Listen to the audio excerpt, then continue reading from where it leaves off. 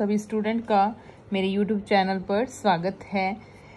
आज हम माध्य का एक प्रश्न करेंगे जो कि वर्गीकृत है। आंकड़ों का वर्गीकरण इसमें किया गया है। अभी हमने दो प्रश्न पहले डाले थे, वो अवर्गीकृत आंकड़े थे, और अभी हम जो डाल रहे हैं प्रश्न ये है वर्गीकृत आंकड़ों का। और ये प्रश्न माध्यमिक शिक्षा बोर्ड 2022 में पूछा गया है। प्रश्न है कि निम्न बारंबारता बंटन का माध्य ज्ञात कीजिए। तो माध्य ज्ञात करने के लिए हमारे पास दो राशियां इसमें दी होती हैं, एक तो x है, एक f है। f का मतलब है कि जो x वाली वैल्यू है वो इतनी बार रिपीट हुई है। जैसे 0 मान लो किसी की एज का हम पता लगा रहे हैं, तो 0 एज वाले जो बच्चे हैं वो कितने हैं, मतलब जिनका जन्म नहीं हुआ वो 1 है, और 4 एज वाले जिनको जो 4 साल के हैं उनकी जो संख्या है वो 3 है, जो 8 साल के हैं उनकी संख्या 5 है। इस तरह से ये डाटा जो है कलेक्शन करके फिर उसको सारणी में इस तरह से लिखा जाता है इकट्ठा करके। तो इसीलिए इसको क्या बोलते हैं, वर्गीकृत आंकड़े बोलते हैं। इनका अगर हम माध्य ज्ञात करेंगे तो उसके लिए सबसे पहले हमें एक थर्ड टेबल बनानी पड़ेगी। मतलब ये दो सारणियां हैं, पहली और दूसरी, तो तीसरी हम एक और बनाते हैं जिसमें कि हम f और x का गुणा करते हैं। ये आपके पास f और x दो चीजें दिख रही हैं, तो f वो वैल्यू f जो है वो बारंबारता है, और x का मतलब है कि उन संख्याओं की ये वैल्यूज है भी ये कितनी बार रिपीट हुए। अब हम f और x का गुणा करेंगे तो x की वैल्यू कितनी है, 0 है, और f की 1 है। 0 को जब 1 से गुणा करते हैं, ये आपको रिमेम्बर रखना है, कई बच्चों को इसमें कंफ्यूजन रहती है कि 0 को जब किसी भी संख्या से गुणा किया जाता है तो उसका जो आंसर है वो हमेशा 0 आएगा। तो ये 0 हो गया। 4 को 3 से गुणा करेंगे तो कितना आएगा, 12। 8 को 5 से गुणा करेंगे तो कितना आएगा, 40। 12 को 4 से करेंगे तो 12 चौके 48। 16 को 2 से करेंगे तो 32, और 20 को 1 से करेंगे तो 20। किसी भी संख्या को जब हम 1 से गुणा करते हैं तो वो स्वयं संख्या हमें प्राप्त होती है। ठीक है, ये आपको ध्यान रखना है।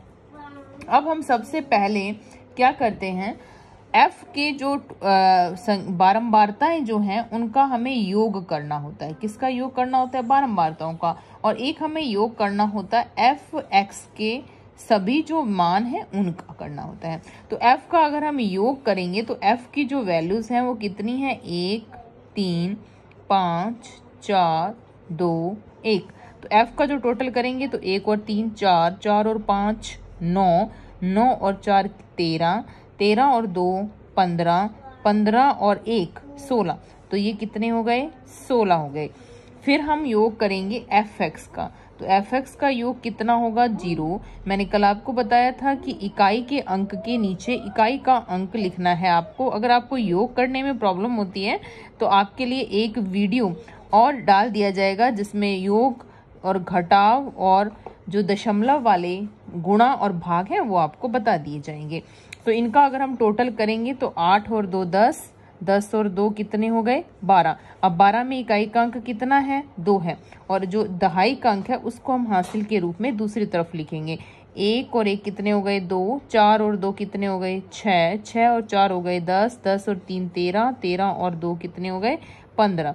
तो ये हो गए 152। अब fx का टोटल कर दिया और f का योग कर दिया।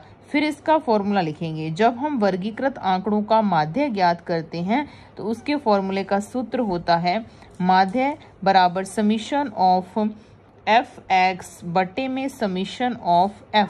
इस समीशन का मतलब होता है कि इन सभी fx का योग, मतलब इसको अगर हम विस्तृत रूप में लिखना चाहें तो इसे इस तरह से लिखा जाता है f1x1 यानी ये फर्स्ट वाली वैल्यू, फिर f2x2 यानी ये सेकंड वाली वैल्यू, फिर f3x3 यानी ये थर्ड वाली वैल्यू। तो इस तरह से इसका विस्तृत रूप जो है वो लिखा जाता है। इसी तरह से समीशन f का मतलब होता है कि f1 फर्स्ट वाली वैल्यू, f2 सेकंड वाली वैल्यू, f3, इस तरह से सभी वैल्यू का ये सभी मान का योग होता है। तो हमने सबका योग कर लिया है।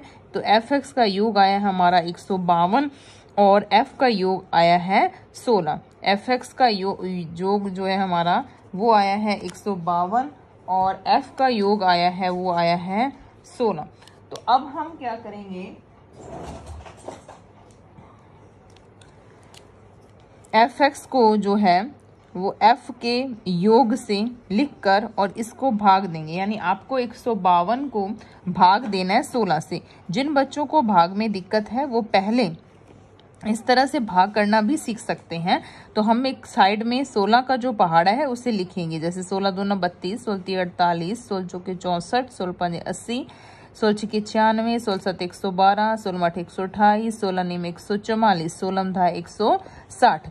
तो हमें 152 से जस्ट छोटी संख्या ढूंढनी है। तो 160 जो है वो 152 से बड़ा है, उससे जस्ट छोटी संख्या 144 है और 144 जो है वो 16 के पहाड़े में 9 नंबर पर आता है। अब हम माइनस करेंगे तो 12 में से 4 घटाने हैं, हमने घटाव करना है, तो कितने आएंगे 8। और उसके बाद आगे कोई संख्या नहीं है तो यहाँ पे क्या लगा देंगे, दशमलव लगा देंगे।